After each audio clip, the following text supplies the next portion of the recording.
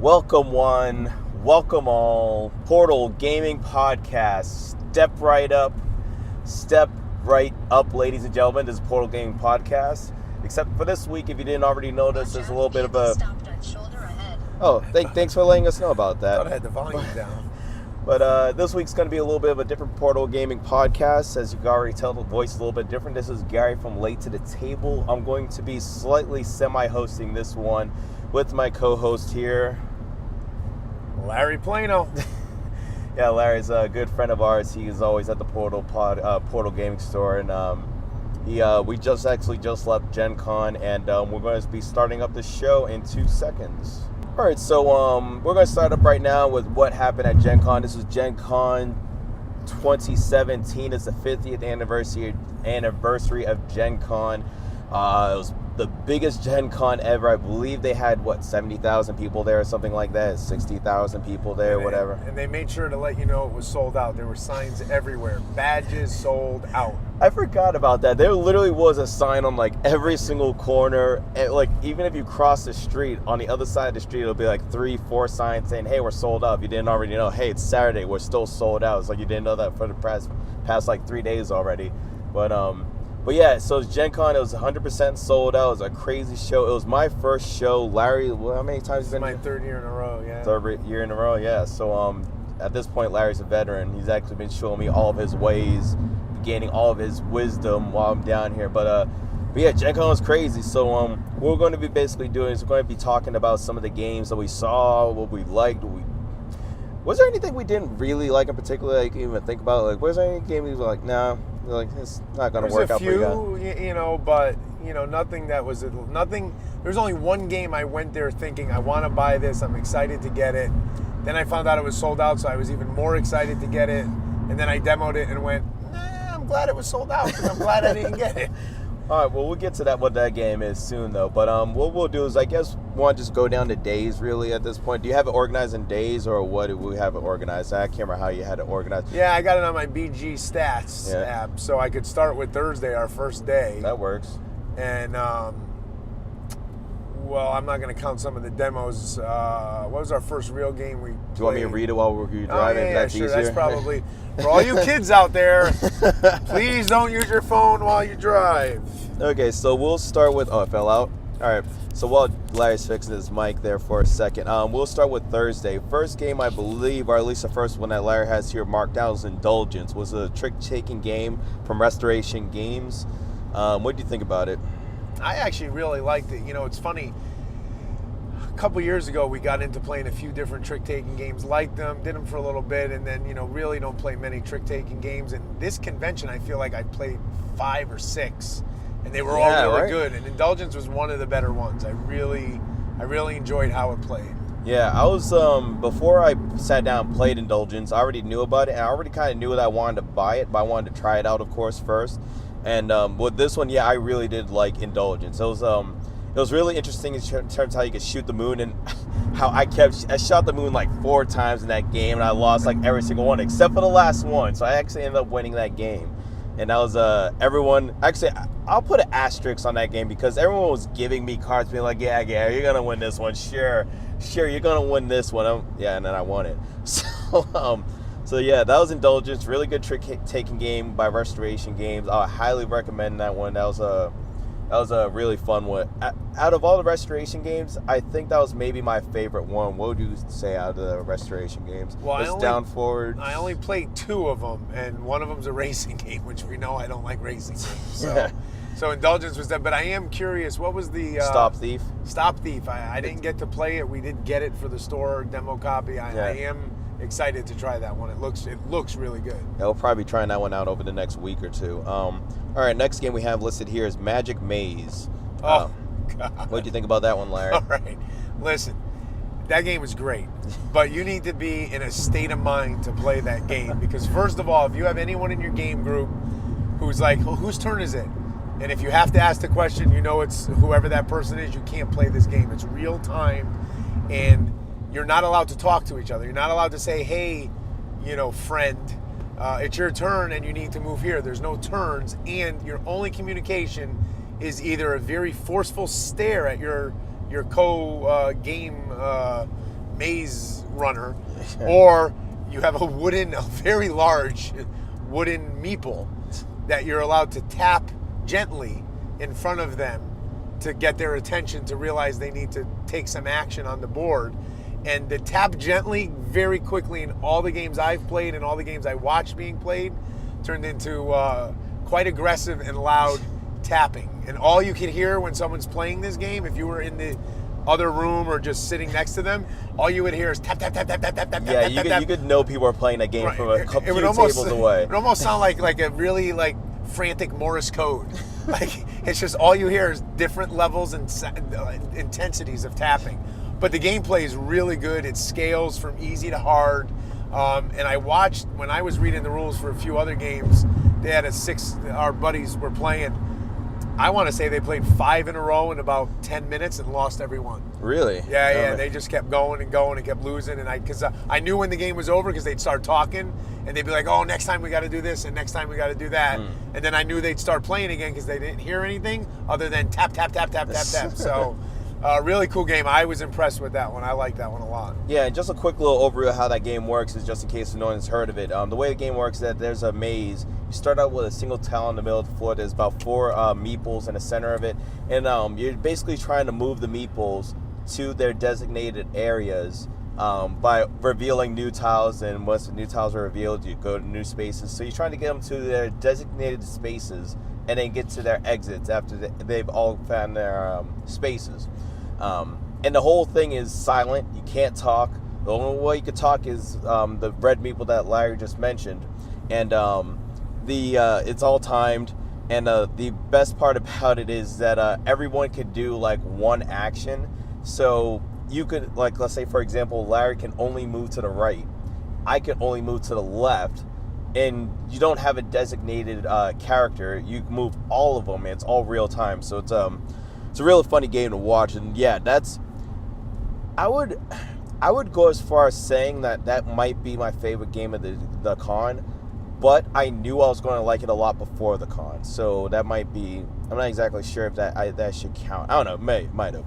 But next game is Ex Libris. Ugh, So I love that one. that was the Renegade Studios, Renegade Games game, like their big hit of the con, if I'm not mistaken. That one sold out first day, if I'm not mistaken, right? Like, I think it sold out quick, but I think I got it first day, so I didn't keep going back. But I think like Clank, they might have done 50 a day or 75 a day. Oh, which is gotcha. great when companies do that to give people that are coming Saturday, Sunday, Friday other opportunities to get the game. So gotcha. Now that was a really good one. I played that one. The way the game works is a worker placement game, and each person has 2 regular characters, 2 regular workers, I guess you could say, and 1 special worker that has a unique ability. So, and there's like, 12 in the box or something like that, 12 unique characters where it mixes up the game a ton. and they have pretty nice meeples for each one too. Yeah, and they're pretty nice meeples. There's Gelatinous cube. Yeah, there's just a cube with like, looks like Jello in the middle of it. But so it's a worker placement game in which you're trying to get your workers on certain actions, and the actions change every single round. Usually at the beginning of every round, you draw like 4 or 5 unique places to go for actions, and then every round you draw a unique 4 or 5 more, whatever. And you're basically collecting books to fill out your tableau, and your tableau is basically a bookshelf essentially, and you're basically using that to get points and make a score. There's a unique scoring mechanism every single game, and the battery on my camera is getting ready to die, so we're going to put this on pause and we'll be right back in a second. Alright, so the video camera died there for a second, so we had to switch cameras. So what we were talking about before was Ex Libris. I'm pretty sure I got through how to play the game. So what do you think about that game, Larry?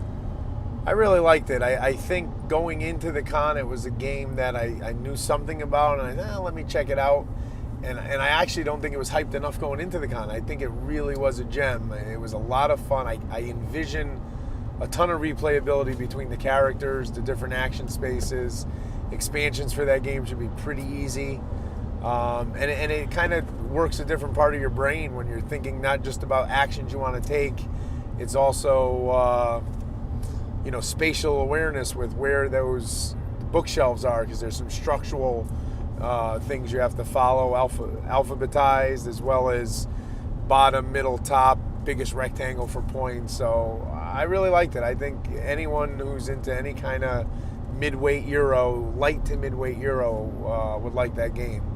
Yeah, I agree with that one. That was a really big surprise for me. I was really surprised in terms of like you said, how diverse the game could be from time to time. Like it really can mix it up from game to game. That was a really big surprise to me, and that was one where I think it was it definitely was underhyped. I think I definitely agree with that, because I actually didn't know about it at all before the con. Like I knew it existed, I knew it was a library game, but that was it. I barely knew how the gameplay worked, and out of all the games I heard about in Gen Con, that was probably the one I knew one of the least. That was by far the least amount I had to go as far as saying. Could be my fault, but I don't know. So the camera might actually cut off in a second, but we're going to run this one dry. All right, Larry, what do you think of 5 Minute Dungeon? That's the next one on the list. That's quick. I played that with Eric as a filler while we were waiting, and it's quick. All right. Yeah, camera cut off again. Sweet. So, yeah, we're running dry on batteries. What ended up happening was I forgot to charge batteries last night. But anyways, what do you think of 5 Minute Dungeon, Larry? That's where we cut off at. And I'll do it under 5 minutes for you. But no, it's a quick little... You have so many cards in the deck that you're flipping over and fighting through. And fighting them is just basically set matching. It's like you need 2 yellows and a green, whatever the symbols represent. It's similar to Magic Maze in the sense that it's fast, it's frantic, it's 5 minutes. But in this one, you could talk, and really, there's no strategy. You're always able to pass a challenge. It's just a matter if you do it quick enough. So if you're taking your time and going, do I want to do this or that, you're going to lose. But fun, quick, 5 minutes, nice filler. All right. Century Golem Edition, we're going to go over that really briefly, because that is just basically Century Spice Road, but they rethemed it as the Golem Edition. They were selling it at Gen Con, and they're only going to be selling it through conventions in their retail store. And the battery's going to die, so we might not be able to finish all of this. But that was essentially Century Golem Edition. But Trickster, that's not even a Gen Con release, is it, right? Trickster? I don't think so, because we brought it with us to Gen Con, and it was a good game. Yeah. I liked it. In POW, that was like another little game that wasn't even a Gen Con release, if I'm not mistaken, right? Which one? POW, that was the game that Phil bought first day. Yeah, I don't think that was a Gen Con release either. Raise Your Goblets wasn't either. When I Dream should have been released at Gen Con. That should have been released last year. That should have been in stores by now. Why is that game not in stores? Blows my mind, but I need to play that game. Wasabi, that's also a game that's not a Gen Con release. Severin, another one that's not. You play a lot of games, Larry. Over 50. That was my goal. Deckscape, that wasn't another one. Bloodborne, that was released last year's Gen Con. Kingsport Festival, was that a... Yeah, you're going the wrong way, though, I think. Sorry. All right, so going up. Oh, Bunny King was the first one on Friday. Bunny King, that was a Gen Con release. But that's probably going to come up before we can get to it. But Gen Con, Bunny Kingdom essentially is a drafting game. Best way to put it is it's 7 wonders with the board. It's very basic mechanics in terms of what you put on the board. There's a like a 10 by 10 grid in which is labeled A through 10 or whatever. And if a card says A6, you can put your bunny on A6. There are buildings you could build that give you more points, because if you have buildings connected to resources on the board with your bunnies in it that are connecting all of those spaces together, you get more points in various ways. And there's various little other cards that do different things. You get cards that'll help you score points in different ways. But it's a pretty interesting game. Out of everyone, I was the one that bought the game, and I liked it the least. But if I'm correct, you sold it already. Yeah, I already sold it actually already. Did you take a loss on that? Yeah, like $5. I gave it to Phil for like $5 less, whatever. But yeah, I sold it to him, and the reason why I didn't like it that much was because there's very little take that. It's such a bare minimum take that, or even interaction, I guess you could say. There's a little bit, but it's like very passive aggressive. But that was my only issue with the game. I could see it as being a good game though, and I can see why other people do like the game as well. What do you think though? I enjoyed it. I think people would like it. I think after your point, my biggest issue with it is the board was kind of scrunched and small. Oh my god, yeah, that one. And I mean, they're cute. They're little bunny meeples. I mean, they're tiny bunny plastic meeples. Are they pleeples if they're plastic? I don't know.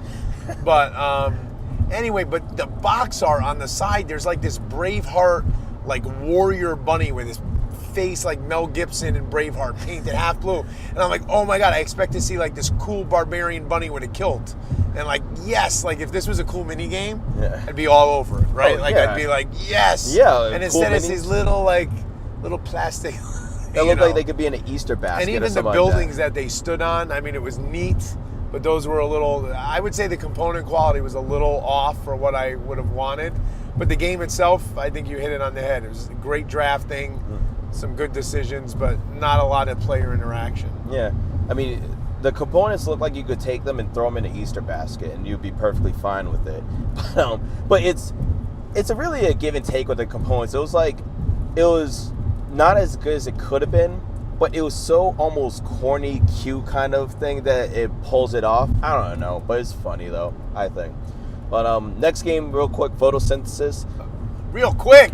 Yeah, you can't describe photosynthesis quick, because that game, when you look on BGG, there is no description of the mechanics, and I don't blame it, because it really is a unique game, I think, and it blew me away. Like, I was hopping into that game thinking like, oh, it's gonna be okay, it's gonna be solid, everyone loves it, but I might think it's okay. I instantly went to the booth the next day and bought it. I love that game. But what do you think about it? Listen, I knew I wanted it when I heard Tom Vassell say it should be a Spiel winner. And I agree, 100%. And for me, it was my game of the con. Like, even though it's a little on the lighter side, and granted, we played the basic game. I'm curious to see when we allow for some advanced shadowing rules. Yeah. I loved it. It looks great on the board. It's Yeah. a great theme. Yep. And there's some great decisions that you go, I'm going to build this tree and grow it, and yes. And then the sun moves a couple times, and you realize, crap, I just blocked 3 of my trees from getting any sun. Like, it was great. And if you can get your hands on it and get that game, you won't be disappointed. And that game's a brutal game. That game's not a nice game. Like, you're not being nice to each other in that game as trees. As weird as it looks, and it seems like it's a happy-go-lucky game, you're not being nice to each other at all. But next game, Codenames Duet. That was a surprise hit for me. Yeah, your Codenames out, right? Yeah, I'm kind of, no offense to Codenames, out of all the games I own, I probably played it the most because it's so easy to get to the table. But kind of, especially if it's more than 4 people, I'm kind of done with that 5v5 or, we got 8 people, we can play Codenames, and then you're arguing with your teammates. So I think, but Duet was nice because we both shared the same board. So when I'm looking at my board, the cards I'm giving him clues on the backside, he's giving me clues, and some of our cards overlap. And there's 3 spies, and some of the cards I'm looking at that are spies might be cards I'm supposed to guess as agents that are on his side, but I'm looking at that going, oh, it's a spy, but he's looking at it going, it's an agent. So it was nice. It was a nice change of pace to give clues back and forth. And I think we lost by 1 agent when we finished. Yeah, I missed out on playing that one. I was too busy sleeping. I just knocked out that night.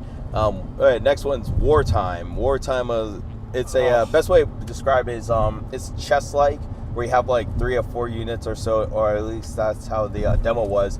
And you're like orcs, goblins, whatever. And you're moving across the board trying to attack and destroy the other team.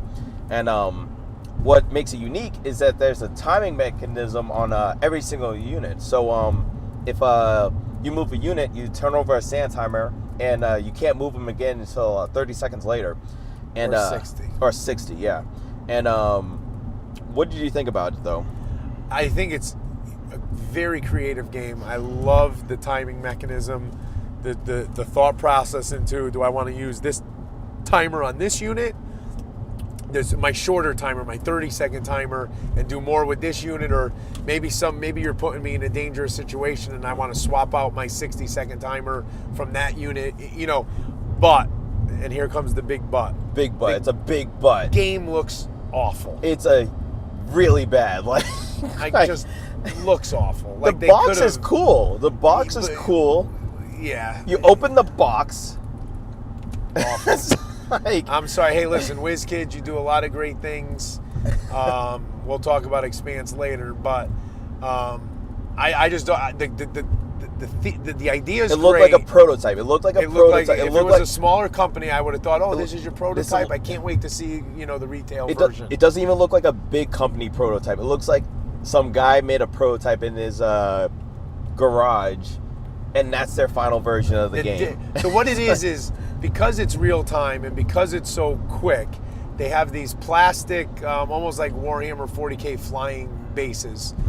So you could slide these cardboard discs and stack. So if you have a unit of 8 orcs, you have 8 discs. And if I go and attack Gary's orcs and do 4 damage, I just take 4 discs off. So it's easy to deal with hit points that way, being in the real-time nature. But there's very little art on the wooden like discs. none. There's like They're none. not hard It's graphic quality. design. Like if they were plastic or poker chip material with a nice, with nice art design on them, I would have bought that game. I would have been like, yes, I love this. Yeah, But it looks like something my kid could have put together. literally. So I'm a little disappointed in that. That was too bad. I'm very disappointed. It's like, it's almost borderline unprofessional. I didn't even go as far as saying, like, I'll call you guys out on that. It was borderline unprofessional in my opinion. But sorry Brandon and Brian, this is on your show. What's called? Oh yeah, next is 13 minutes. We both play this one too. 13 Did you ever minutes. get your cubes? No, I knew I was gonna forget. Okay, 13 minutes is it's they took Twilight Struggle and put it into a 30-minute game, and that was 13 days. Then they took that 30 days game and put it into a 13-minute game, and that's 13 minutes. And 13 minutes is basically a really quick micro game where you're taking, like, I think it's like 13 cards or something like that, and you are playing cards in the center of the table, and you're taking off cubes and putting on cubes to realign those cards, pushing it back and forth between you and the opponent. You naturally want more on your end to score more points, but if you have too many of the same types, you'll cause a nuclear war at the end of the game and lose the game automatically. What I thought of the game, really good micro game, really good. I see definitely a meta game to develop. The game all tongue-tied right now, developing in it, but and it's like a $10 game too. On top of that, and it's like easily can fit in your pocket. So it's like I have no problems with that game, and I can see it like it's one of the better 2-player filler games I've played. I say in a long time. Like there's Lost Cities, there's 13 minutes now. There's I'm trying to think of what else is out there. Like there's maybe Tides of Madness, but that game gets a little old quickly. But this one, it's definitely one of my favorite 2-player filler games at this moment right now. What did you think about it, Larry? I thought it was great. My only thing I would say is I don't know that it's got a ton of replayability, especially if you're playing it with the same person. The lack of variety of cards, I think, is going to get to a point where you're going to know every card in the deck, and the mechanism at the end of the game where the other card gets put face down and then flipped over and could cause a nuclear war if it matches your suits. You'll know what it is. You'll know what your opponent has. Your opponent's going to know what you have. Now, if you're teaching it to a new player or you're only playing it a couple of times, You're going to be destroying that other player. well, unless you hold back, True. To that point. But for $10, you're going to play that game 8 to 12 times and enjoy it. And if you don't play it too much and you spread out your plays, you'll never get to that point where you know every card and the symbols on every card, and then you won't have that problem. So, but I enjoyed it. I thought it was very good. I think I personally would actually like it more when it got to that point where you know everything. So it's like, what am I going to do? I don't know. But I have to see if that ever does happen. All right, Professor Evil and the Citadel of Time is the game that Phil bought. That co-op. I'm going to tell you, that is probably my biggest surprise at the convention. Like, surprise. Oh, like you walked into it like not knowing I'm thinking, anything. And I heard people talking about, oh, this game actually looks good. Oh, it's not bad. And I'm thinking, the name of the game is Professor Evil and the Citadel of Time. I'm expecting to see some Cartoon Network graphic design silly game. And it was gorgeous. Yeah. Other than, I do not understand why they put cardboard standees when it's hard to tell who your character is. I would rather just a wooden, not even a meeple, just a wooden pawn peg, or whatever. a wooden pawn. Yeah. That would have been perfect because there's other wooden components and it's gorgeous. Yeah. But it's got standees, which I would, if I bought that game, I'd throw the standees out and just put some colored wooden pawns in it. That was that's one of the rare games in which I don't know why they went that extra step to do that instead of just going with something basic. Because once you guys planned that out, I was like, Yeah, this would be because the standees, you can't really tell from certain angles who's who. So having a wooden pawn would have just been so much easier to tell who's who in I'm that player game. color green, you're yellow, he's blue, whatever. Only thing is colorblind, I guess. Maybe that's might have been a reason. If you're colorblind, you're gonna have a heck of a time making out that standee is. Yeah, because the standees are tiny too. Yeah, like I didn't. There's one of the standees is actually the bad guy in the game, and he his at least has a different color base, right? Yeah, his is. But I still had a hard time. He had a different color background, but the same base. That's but I right. still had a hard time telling who was who in that game. I was like, oh, who's the bad guy? I'm like, oh, it's him. But it did play great. Oh yeah, we're complaining about the game. The game was great. Like it really was a really good game. Yeah, that was a surprise hit for me. Yeah, my only problem with the game was that besides that one standee thing, I personally didn't. I feel like I won't purchase that game until there's expansions, until there's more mechanics. Because when I ask how the game can get harder, it's just that they add different harder treasures in the game because you're trying to run around and steal treasures. They just add harder ones in the game, and they don't add anything new. They don't add any new mechanics or anything like that. And it's a very simple game, which makes it great. Like I would rather play that than Pandemic. Like now, like if we're gonna play a co-op, I'd play Professor Evil over Pandemic any day of the week. But next is Edge of Darkness. I did not play this one.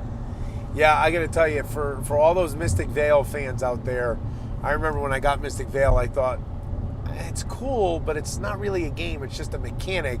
And I read the articles about how there was this game, and they thought it was too grand, so they scaled it down. The game is awesome. Like Edge of Darkness, I can't wait. It's more than just card crafting. It's a full board experience. And unlike Mystic Vale, where you're card crafting just your cards, the back of the cards you're crafting for yourself have the monster. All right, so so now we're on Plan C right now, and as you guys can tell, it's not even daytime anymore. We both took naps in between, but the camera ran out on the battery ran out on the other camera, and now we switched over to the second camera.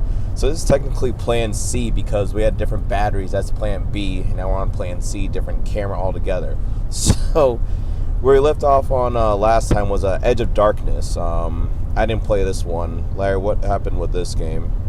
Yeah, so like I was saying, it was the real predecessor to Mystic Vale, and it has the card crafting mechanism, but as you craft your own cards, on the backside of that crafting, the monsters are also getting crafted, and they're getting stronger. Also, it's not your own deck. It's a communal deck that has a row in the middle that you grab 2 cards a turn from, and then you go to almost like a worker placement action on the board. Interestingly enough, there's neutral cards, there's your cards, and then there's your opponent's cards. You can take your opponent's cards, you have to pay to use them, and then after you use them, the card goes to your opponent so that they can use them next turn. You can take neutral cards and actually make them your own with a different action space choice. Really ingenious. And they also have, the monsters have almost like a dice tower. It's a cube tower that shoots the cubes into 3 directions, slots, where the monsters sit. And once one monster accumulates 8 cubes, it attacks. So every turn, whatever cards you play will have cube values on them. That's how many cubes you take out of a bag and throw in this tower.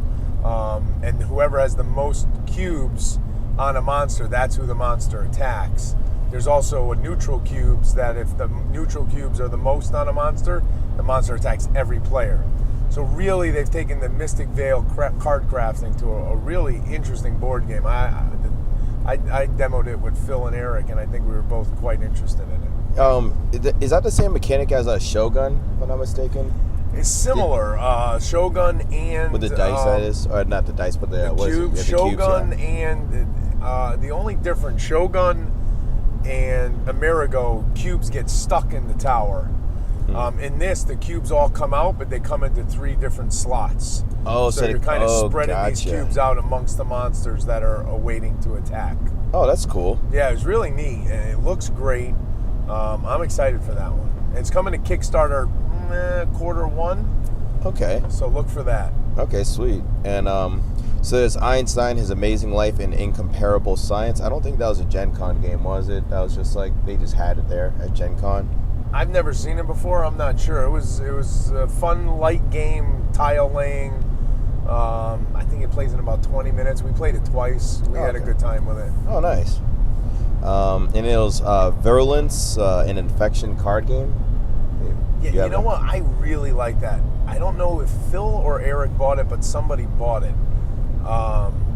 So one of us four bought it minus me. So actually one of you three bought it.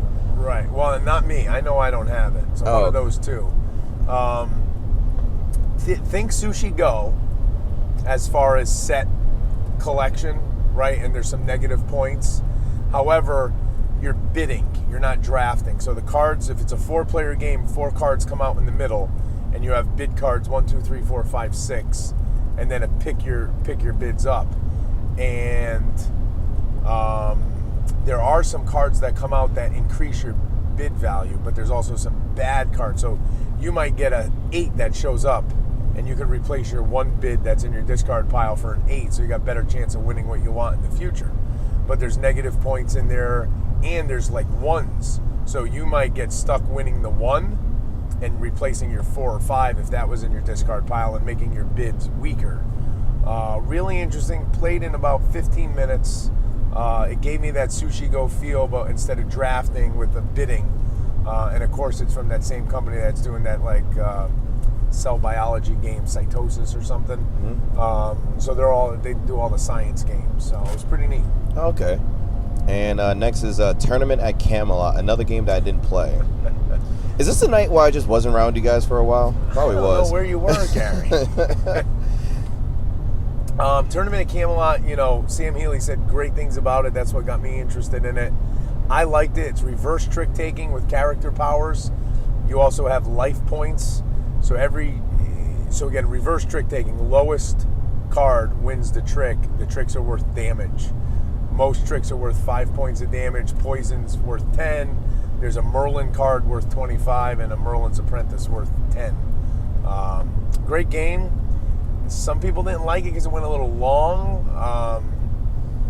And I don't know if that was our first play, why it went long, if it was just some wonky character powers that we chose. Mm-hmm. But I had a good time with it. I love Arthurian lore, so the game appealed to me from a theme standpoint as well.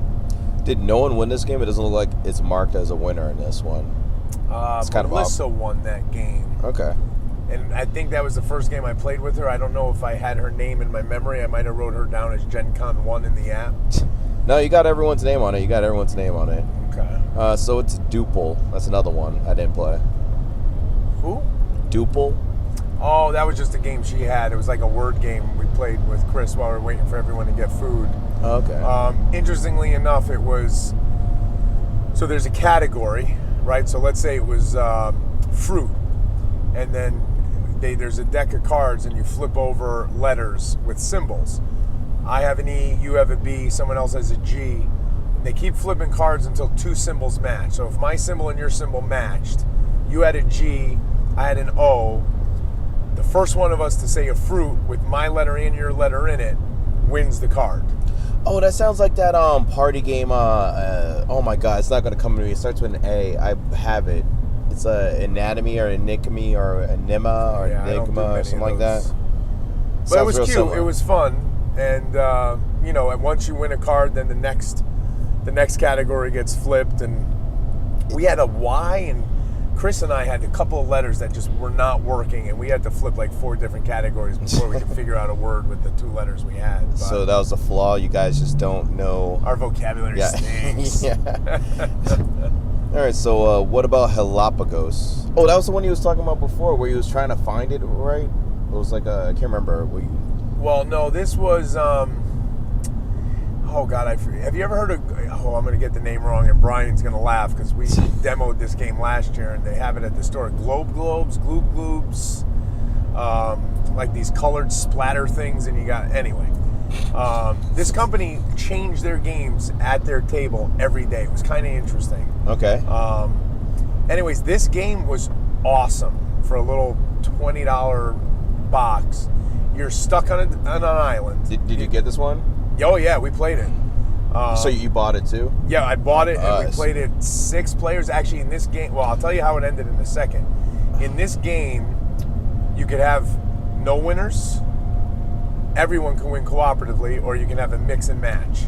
Basically, it's this one now. it's like, I don't want to say Survivor Island, but basically every round you have to have enough food and water to feed everybody on your island, and you have to continually collect wood and build rafts. So you have enough rafts and enough food and water to escape the island before the hurricane comes and you got to leave. Yeah. Long story short, we were doing well, then things went bad. I kind of voted Phil off the island, got him killed. We're down to 5 people. I had a fishing pole, so no one really wanted to kill me. I was valuable because I was getting more food. And Eric was valuable. He had a canteen, so he was getting more water. Because if you kill me, my item goes away. Oh, okay. With the permanent items like that.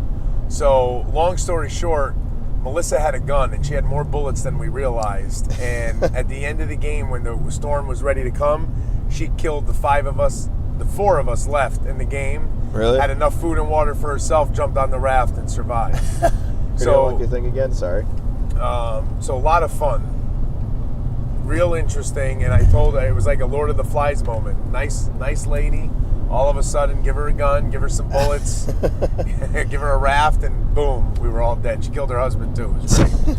But no, it was a lot of fun. Definitely a game that people that like that kind of interaction would really enjoy. Oh man, I remember you talking about this the other day, and I was like, I was trying to remember to get it, and I completely forgot about it. All right, so next is Fate of the Elder Gods. I remember you playing that one twice, and I jumped into the second game. No, you got to play that one. What'd you think, Yeah. Gary? All right, so in that one, basically what Fate of the Elder Gods is, it's a barely an area control game.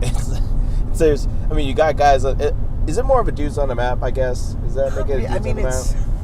It looks like dudes on the map or area control, and it really isn't either. It's Yeah. almost It's just like you have people places. yeah, worker just to help out. placement. Like those are all action spaces that yeah. Yeah, I guess it's like worker placement with hand management. And some temporary area control just for the turn you're using the power. Yeah, it's really weird because for people that like area control games, or people that like dudes on the map games, you might not like it because it gives you that impression, but it's not. So, but it's a really good game. It's a solid game.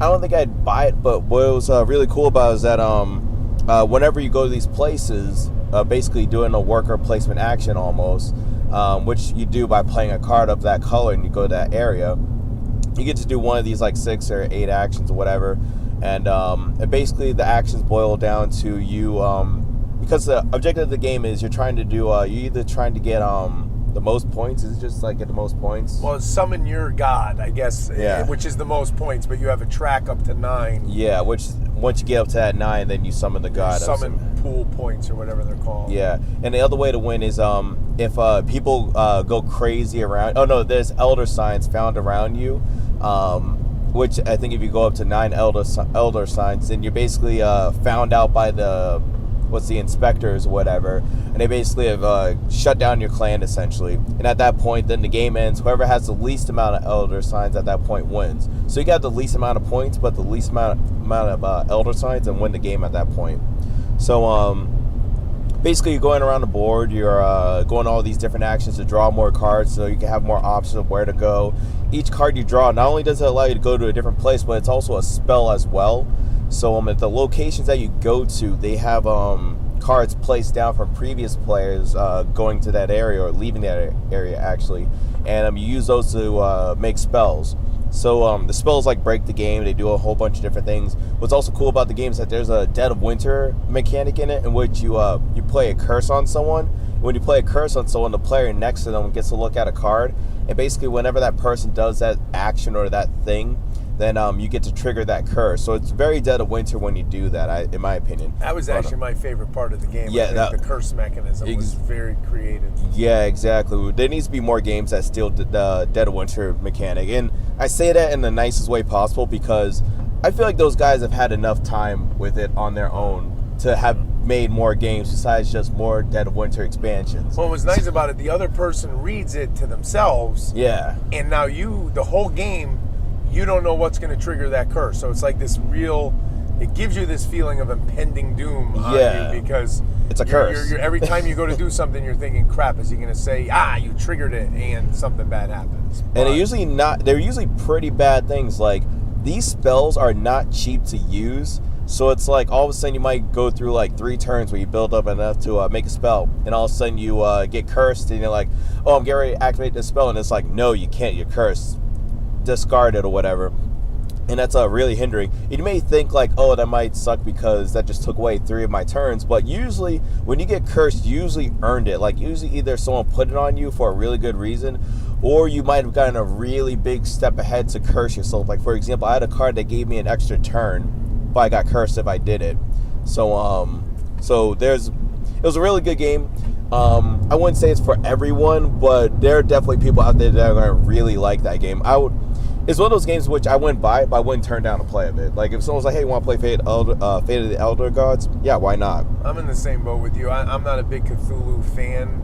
I think I've played all the Fantasy Flight Cthulhu-based games. Mm-hmm. This is probably my favorite one of that genre. Especially Really? because Fantasy Flight didn't do it. So it's and that's no Just out of offense spite. No, but it's just, it gave a different take on it. First of all the symbols they used for the gods were different than the traditional, what you're used to seeing from Fantasy Flight. True.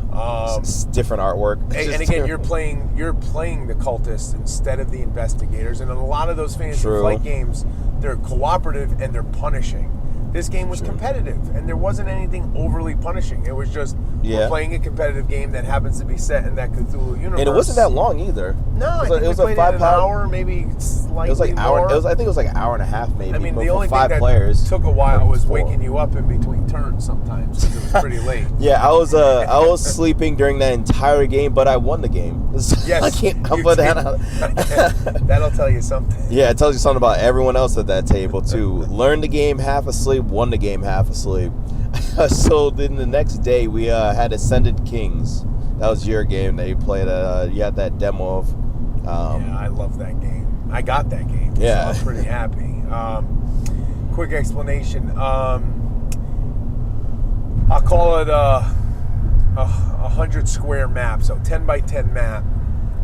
Interestingly, and it's 4 kings. You have a character, a king, and if it's 4-player game, you have 4 of them.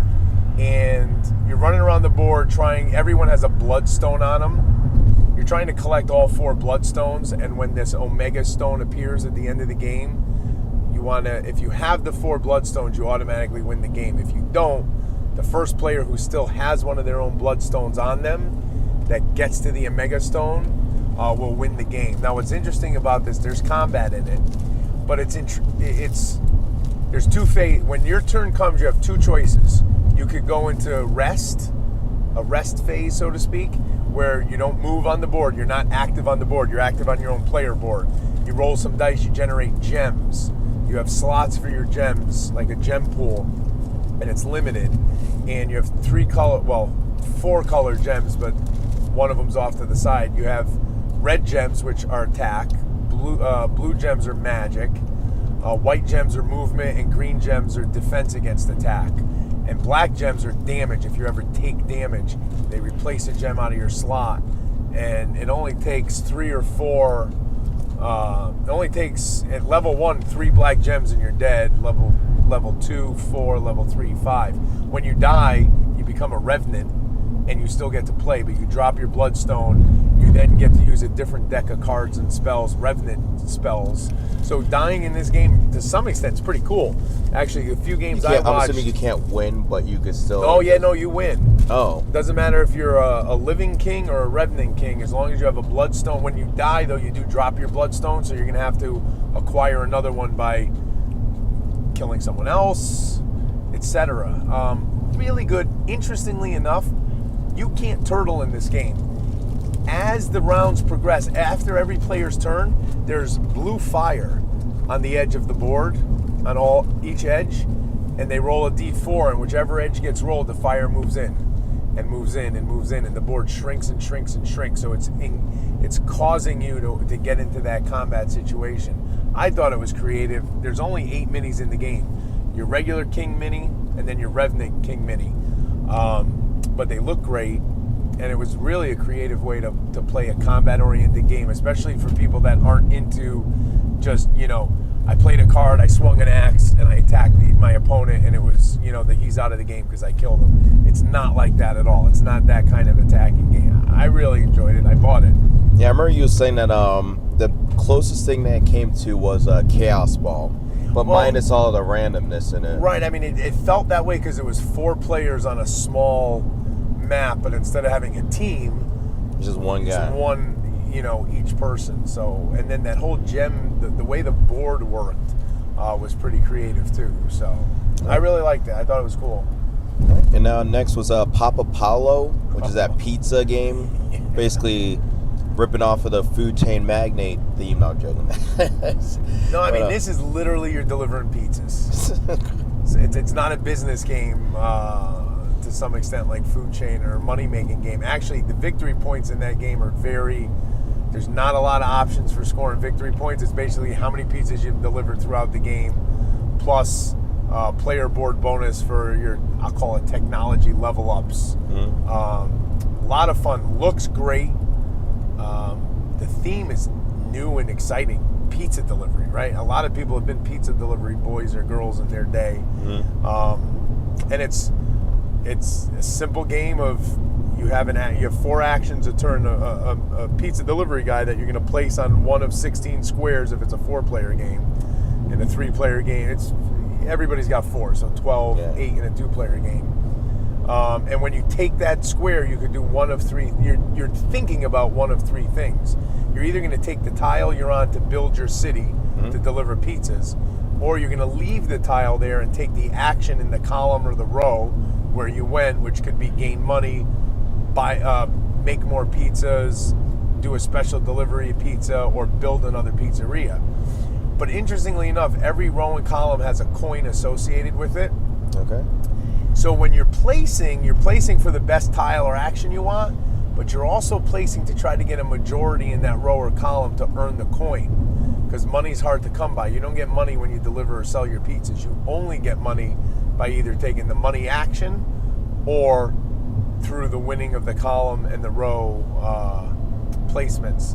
And then after you do that, there's a quick little phase of auctions to see which pizza tile you get, which is your delivery tile, to say you could deliver 4 pizzas 1 space away, or you could deliver 8 pizzas 3 spaces away. So 2 different phases of the game: placing your tile, your workers to get tiles, and then a quick little auction or bidding process, not really an auction, to see how many pizzas you're going to deliver and how far. Okay. We loved it. Eric loved it. I loved it. Phil really liked it. And I'm going to forget who we played with. It was one of Phil's friends, but he really, I think it was Mike. You did Gen Con 1 and Gen Con 2. No, that's a different. demo. That's a different. Oh, that's demo 1. Look at the second time I played it. Gen Con 2. So sorry, that doesn't help. I think it was Michael. Oh, I could be wrong. All right, and then there was a Dread Draw. Awful game. Let's not even talk about it. Don't buy it. No, I'm kidding. It looked awesome. It looked like it was going to be this great game of some kind of push your luck skill where you flip a card, you get an 8. The next person flips a card, gets a 5. He's got to get higher than your 8 eventually, so the lowest person keeps flipping. Mm-hmm. But they have to flip higher than their previous card. If they don't, they're out, and then you damage them based on some symbols that are left on your card. So I asked the guy, where's the push your luck mechanism? If I'm at a 10, can I just choose to bow out? He's like, no, you just keep flipping. What? I'm like, so it's basically war. I mean, there was no choice. You had no choice. There was no decision option to make whatsoever. It looked great. I was real excited. I saw it and I'm like, ooh, this looks like a different version of Dead Man's Draw or something. Ooh, let's try it out. Eric and I walked away going, what the heck was that? Yeah, and that's they rented out an entire booth at Gen Con and everything. Well, no, that was Upper Deck. Oh, that was really? That was Upper Deck's game. Yes, we were in the Upper Deck booth looking at Shark Island, which Eric bought, which looks pretty good, actually. And looking at some other stuff, and we're like, oh, this looks cool. Let's try it out. And I was very disappointed. Oh, man, that's rough. That's like, so that's the next disappointment, along with like Wartime's production value or whatever. Yeah, and when we get to the Expanse, we'll talk about that. Oh, that's 2 away. Sid Meier's Civilization: A New Dawn. I'm sad I missed out on playing this one. I am so excited for that game, Gary. Like, and actually, now thinking about it, this was Saturday, so this is the day in which I didn't play like any games because I was doing video work with the Dice Tower guys for like 6 hours, and then I didn't have a cell phone for literally this entire convention almost. And then I went to a Secret Cobalt meetup, which was great. We'll get to that later on because you guys weren't there. I could talk about it. But Gary, it was like being on vacation with a young child who doesn't have a phone, and we say, listen, Gary, if you get lost, either ask a friendly police officer or meet us at that statue.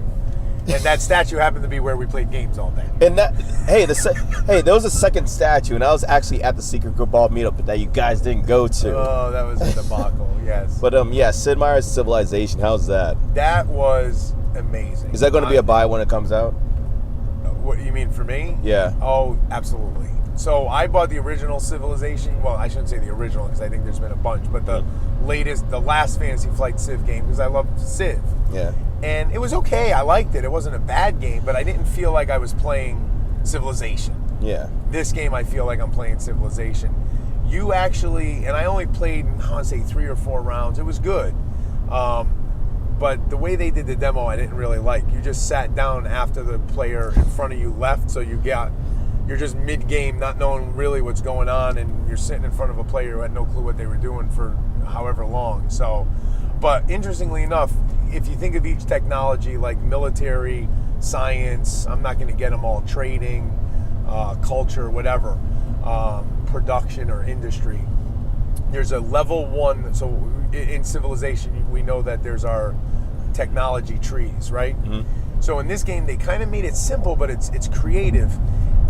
Every of the 5 categories, so let's just talk about military for a second. The tier 1, you start out with tier 1 and everything. Maybe it's Bronze Works, I don't know.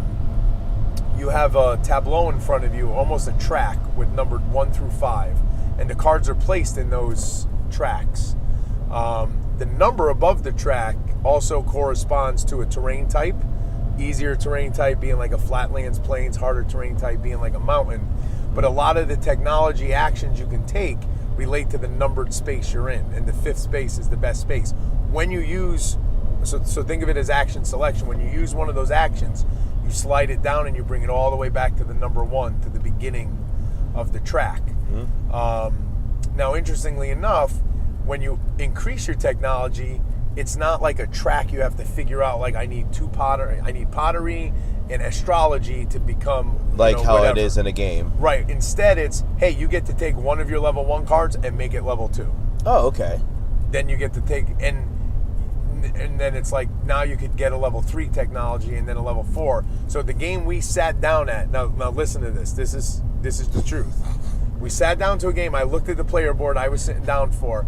I had level 1, level 1, level 1, level 1, level 2. I'm like, okay, it's early game. Eric sat down across from me, same game, at same time.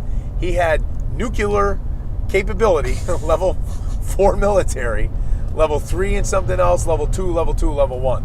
I'm like, my player was doing something really wrong in that game. I don't think they knew what was going on. Yeah, but use really, equivalent of like walking around with sticks while someone's dropping nuclear. Now, it's interesting. I didn't read Eric's card, but he was explaining to me that he could actually drop a nuke if he used the nuclear power when it was at tier 5. So when it made it all the way down the end of the track to the 5th slot. So you could choose to use the action at any point of the slot, but some of the actions had special triggers or just worked better the farther down the track they were. So I think that's going to be a hot game. I think people are really going to jump on that. It's not going to disappoint. No, not at all. I mean, from what I saw, the only thing, if I was to say anything slightly negative about it, is I wasn't loving some of the components. However, it was demo, and they specifically had a sign up that said it's like prototype, like not final components. So, gotcha. Fantasy Flight, if you're listening, game looks great. Let's make sure those components are up to snuff. All right, I'm glad to hear that. Did they say ETA on when it's going to arrive? The guy demoing wasn't. I think it's sometime next year, but. All right, sweet. And now Expanse, the board game, The Expanse. For all you Expanse fans out there. Why? There's actually people that like this game. Like, is this No, a it's a well-known TV game? show. It's a great TV show. Someone was pissed off because they bought that game and they didn't give them an entire resource. Like, they opened up the box, an entire resource that was needed in the game was just missing. God. It's like opening up Caverna and all the wood's not there. It's like, well, yeah, go ahead. No, I mean, if you like this show, and I like the show, actually, I read the book and saw it first released at Comic-Con before the show came out, and so I've been an Expanse fan for a little bit. It plays a little like Twilight Struggle, which I like. There's this whole, if I take this card to use it for its 3 actions, but I don't have a faction, and I'm not using the event portion of the card, who's ever first on the turn order track that has their faction on it can use the event. So very Twilight Struggle-ish. So that part was good. The board was underwhelming. The graphic design on it I thought wasn't great. It was a very minimalist, plain board, but not like a artistic minimalist. Just we didn't put much into it. AKA WizKids with that other game we didn't. Okay, but anyway. And again, it just, you score some victory points based on having some cubes here and the cubes there. I didn't feel like I was playing the Expanse. I didn't feel like I was immersed in the Expanse universe. It just felt like it could have been a themeless Euro with the Twilight Struggle mechanic of the cards. Okay, pretty cool. But to sell it as an Expanse game, I think was... It's really tacked on. Yeah, and it just didn't feel right. This is the game that I went to the con wanting to buy, got really? there, was surprised. I was surprised it was sold out, because as you know, I was there early enough that I got a lot of stuff that sold out. Wait, out of all the games you tried getting, this was one of the ones you couldn't get day one? Right, it was sold out, and they didn't have any more at the con. It wasn't like, hey, come every day, we'll do the first 50. Oh, really? It was just out? gone. Wow. So I'm thinking, crap, I really wanted this game. You got so lucky then. I got so lucky because then I played it and I went, oh, thank God I didn't buy this game. I'd have such buyer's remorse. So, any Expanse fans out there, take it for what you will, but I was not impressed. And just as a heads up, Larry literally got every game day one, like almost every single game day one. I think it was 46 minutes. Yeah. I checked the time. Within that amount of time that Larry got almost every single game, I had Legend of the Five Rings. For and, me. Yeah, for Larry. and Super Battle Rhino Hero. And then by the time I got those 2 games, Larry already had at least 3 bags full worth of games, including like Ex Libris, Whistle Stop, you guys Blank in Space, Photosynthesis, Wasteland Express. Yeah, like he literally had every game. But next on the list is Downforce. This is the one that I thought is a good, solid game. You hate because you just, I don't like racing games, so Yeah. don't judge my views on this game too strongly, because I'm not a racing game guy. Yeah, basically with Downforce, the way the game works is a racing game. It's very similar to Ave Caesar, in which you're basically racing around the track. You have a hand of cards, and when you play the cards, it tells you how far to move a car. What makes this different than Ave Caesar is that when you play a card, you're going to be moving a bunch of different cars. So, for example, when you have a car, it's going to say move blue 6, move orange 2, move yellow 1, and you do all of those actions. When you do that, though, what makes the game interesting is that you have a betting mechanic, and so whoever who wins the game doesn't automatically win the game. There's also a betting mechanic, so if you bet on the right guy early enough, then you can also win in that way. What I don't like about this game that's different than Ave Caesar is Ave Caesar, everyone has the same exact cards, and you could barely make it around the track twice. So when you're cutting people off in Ave Caesar, which is the same mechanic that's used in Downforce, it really hurts because you're like, I'm not even going to cross the finish line in this game because you could barely make it around the track twice using the cards you get. While in Downforce, you get a random hand of cards. It's random. So one person from the get-go could just have the best cards for their car and make it around the track without having any problems at all, and everyone's still stuck on the first stretch. That's my biggest problem with the game. And I mean, personally with me, I didn't buy Downforce yet. I could have bought it at the con. I was thinking about it. But if I buy Downforce, I'm honestly going to make a separate deck of cards that make the game exactly like Ave Caesar, and then I'll be fine with that at that point. But great game. I think it's a great game. People are going to like the game a ton. People already do like the game a ton. Components are great. The board looks great. Yeah, it's like... And honestly, I would like it more if we house ruled like drafting the cards or even separating the cards by strength of numbers and just giving everybody like 2 of this pile, 3. You know, I think a draft would fix that. That would help. And then the only other thing I would say is I'd like a little more strategy in the betting or a little more options in the betting. Every time it hits the yellow line, I pick 1 card to win, and that's it.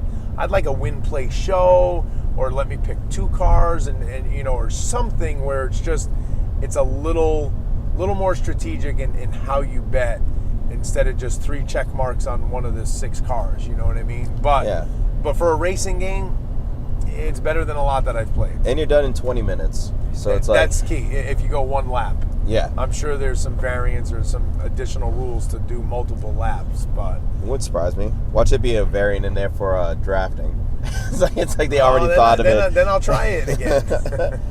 All right, so next game is Red Scare, the social deduction game at a 3D movie theater, right? You know, I really like the premise of that game. I think I'd like to try it at the store. You know, not the convention loudness and craziness, just, you know, the store loudness and craziness.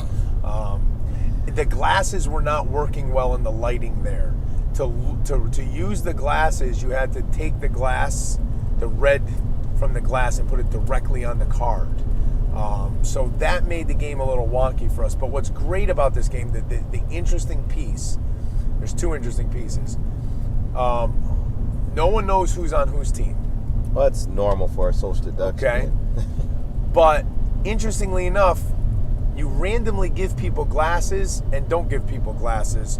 Oh. You could have one whole team wind up with glasses. You can have one whole team wind up without glasses. And the way it works is you have 3 citizens in your hand. They're either citizens that can be identified with glasses or without. So really? So if you have the glasses on, there's this blue section that without glasses you could see an S or a P in the blue. With the glasses on, that whole blue kind of dark shades out and you can't see anything in it. So the way it works is you judge people and you either exonerate them for +2 points for their faction or you deport them for -1. But here's what's interesting. You have to deport your whole hand at once and they have to be all the same. They all have to be cards you can't personally identify. So I can't get 3 Patriots in my hand as a Patriot player that I can see are Patriots and exonerate them. I have to get 3 cards in my hand that I can't read and then judge them. So that so some of the actions are give a player any amount of cards in your hand and have them ID them for you. Or trade cards. It's really, really. I want it to be a good game because I think it's ingenious. But the glasses need to work. They need to. I hope the glasses work in a different setting. That the lighting in the Gen Con that hall there we were playing in was causing problems. Eric said he used the glasses, you know, outside of there and they worked better. So if the glasses work, I think this game has great potential to be a top social deduction game because it's so unique in how they decided to go about it. You guys scared me because, like, you guys were talking about it yesterday and it was just like, oh, the glasses didn't work. And then it even seemed like you guys were just like, hey, even if the glasses did work, it was an okay game. Like, and it's like, I bought it on a whim. We had a lot, you understand, we had a lot of people that didn't know each other playing it. It just, gotcha. But thinking on how the game worked, I think there's some great potential there, you know, with anybody's game group, you know, to play a 6 to 10 player game of it. I think you'd have a good time. All right, so if the glasses work. Yeah. Now you got me excited about that one. I might have to pull that one out on Thursday and learn the rules before then. Next one is Secrets, the hippie Russian US whatever game. That is also very interesting. However, it's a social deduction game to some extent, but the rules say you can't talk. The group I played with decided, we don't like that. It's more fun to talk. So they talked, and they checked the BGG threads, and I guess there's been some discussion about that where people are house ruling that you could talk. However, I think the game design really would shine if you didn't talk, because the idea is the game is called Secrets, and you're supposed to kind of think about what's going on based on so the way it works is we're all a random faction, and then there's a faction face down in the middle that you could change out with, kind of like Werewolf. One Night Ultimate Werewolf. Right. So, but what action you could do is dependent on the card you play. You could play a card that says switch to opponents, look at yours, look at anybody's, etc., etc. And all the cards have a value, negative or positive. And once one person gets X amount of cards, depending on the number of players, 4 or 5, the game trigger ends. Everyone reveals their faction, count up the points in front of them. Most points wins, unless you're the hippie. If you're the hippie, if you have the least amount of points than anyone else, you win. All sounds very good. The way it works, draw 2 cards. Everyone sees the 2 cards you draw. And there's a little track that you put little arrows so that everyone remembers what you drew. Then you take 1 card, put it under the deck, secretly, and then you take a card face down and pass it to anyone you want. They choose whether they want to keep it or let you take it. So all of this interaction is where I think why they don't want the talking. So you keep the card I gave you, you flip it in front of you, and you get to do the action. Or I keep it because you chose you didn't want it. That part is very interesting.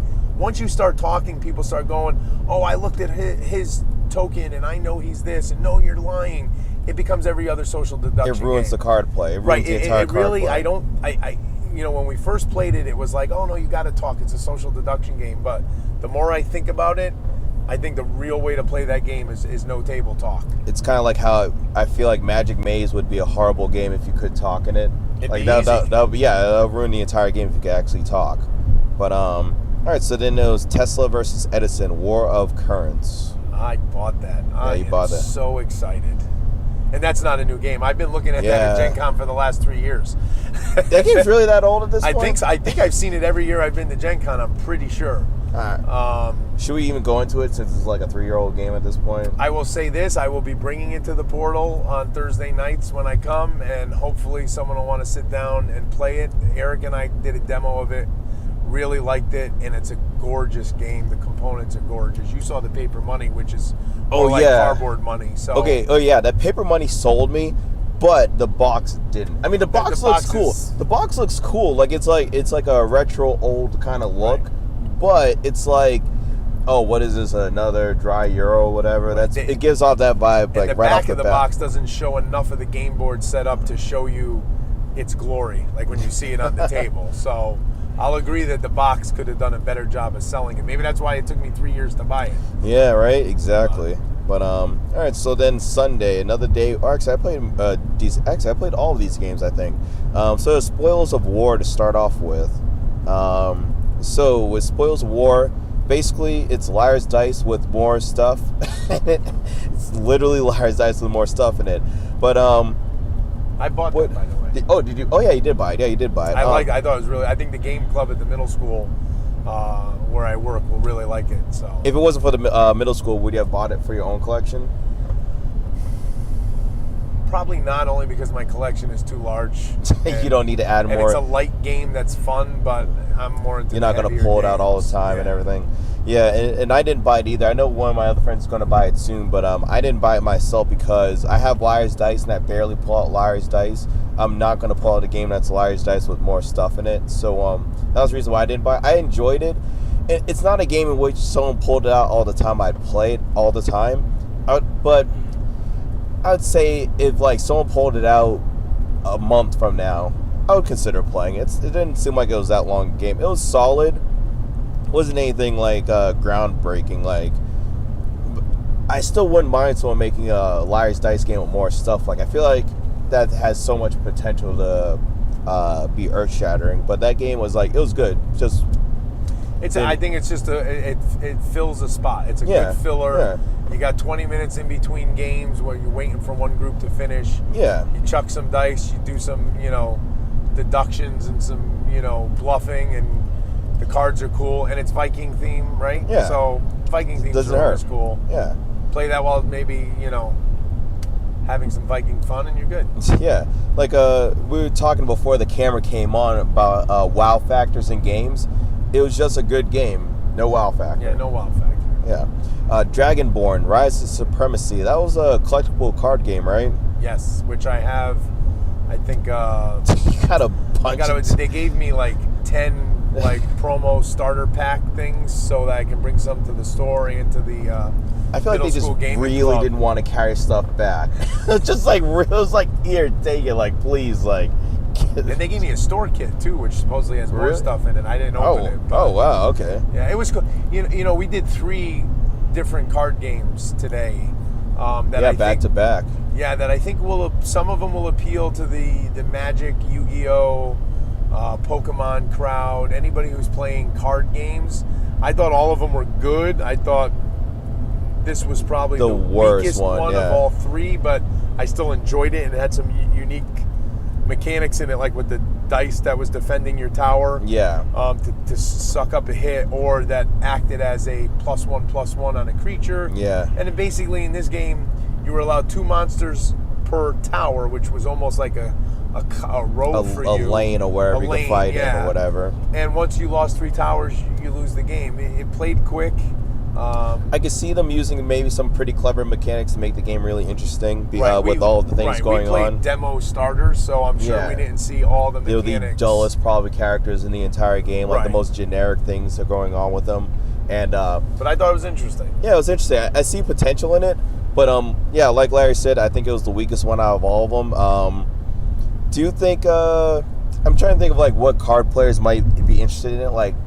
Old World of Warcraft TCG players or people that are currently playing Hearthstone, it's not Hearthstone. No, I but think the next game is better for Hearthstone players. right, the but next this one is close though because it has that automatic resource component every turn. Every turn, yeah, like it's you never get screwed out of resources. Every turn you it get doesn't have a mana resources. system like Magic. It's like you're always going to have resource. That's true. Yeah. All right, so next game is another TCG, Lightseekers. This is the one that Phil went deep in. I'm like deep. He's already got a booster box of packs. Yeah, he's got what, maybe 50 to 60 plus packs now at this point, I think. Yeah. Just from like past day, whatever. And like all the starters. I think he had a play mat. Yeah. Yeah, so now I see why he was so urgent to want to go back to that place. Because I was like, oh, you just want to go over there and maybe buy a couple boosters? He was like, no, I want to buy everything they got. But no, Lightseekers, it's another TCG game where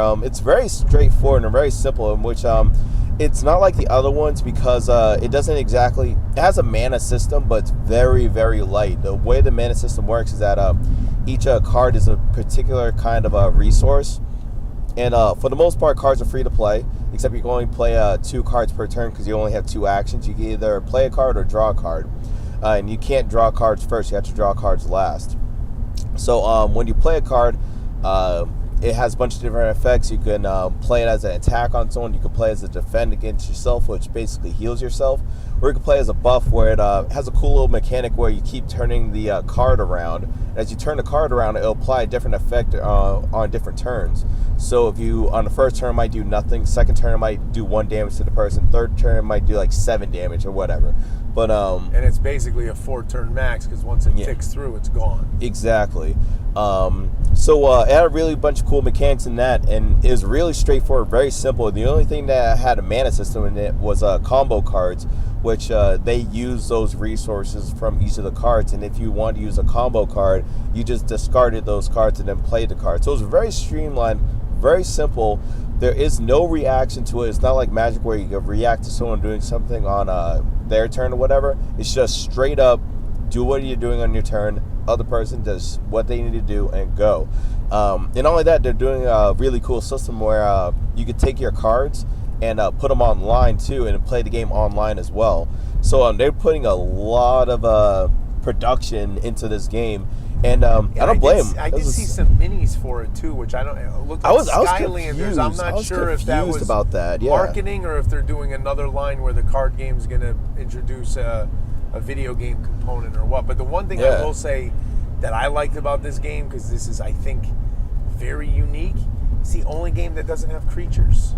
Yeah, there's no monsters. No, There's no monsters. It's straight, you're attacking the other person, they're attacking you, and that's it. Or you're playing cards that stay on the board temporarily. Yeah. And to Gary's point, there is no I interrupt you or anything like that. However, and again, we were playing, soulless demos decks, but there's a lot of different mechanics on those auras or those buffs that you turn where it might be if an opponent attacks you, absorb 3 and the opponent takes 2, or they discard a card, so the reaction a la Magic is almost built into whatever cards you're kind of stacking in front of you and having. And I think there's going to be an interesting strategy about timing of playing cards. Oh yeah, that was my entire deck. Oh yeah, I saw timing that too. Your turns with to kind buffs. of be like, okay, this card's best on when it's turned to the 3. This card's best when it's turned to the 2. I'm going to play this card first. Next turn, I'm going to play this card, and at some point they'll be turned to the ideal spot for both cards on to the give same me a big turn. combo. Yeah. I think that's just a neat system. Phil, is head over heels into it. Yeah. This, for me, was the second best of the 3 guard games I played, but I really liked it. Yeah, like this one, if I was into TCGs, I might have bought into, cards into it, but I'm just probably going to use Phil's cards and just like make decks with him. Build 6 decks. You have enough so we can all play. We can do a mini tournament. Yeah, exactly, right? And but yeah, that was Lightseekers. Really cool new TCG. Good luck to them. I don't know if they're gonna compete with Magic, but you never know. Last one is actually the last game of the con before we just start walking around for a bit is Gruff. I did not play this one. This is the third of the three card games, and this was my favorite. This one again, very unique. I have demo copy for the store.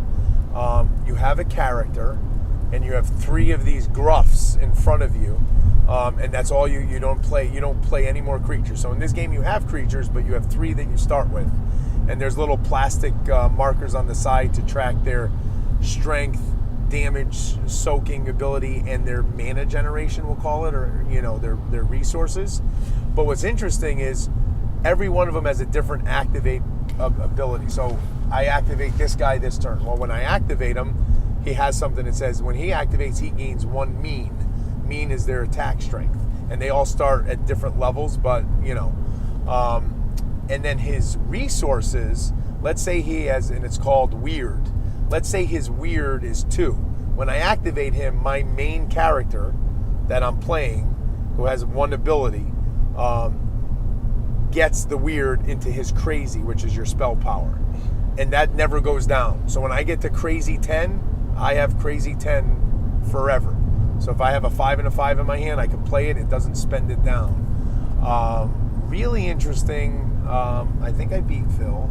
It was a close game. You won. But I think he kind of let me win because we were trying to get just through trying the to demo. hurry up and we go. knew we liked it.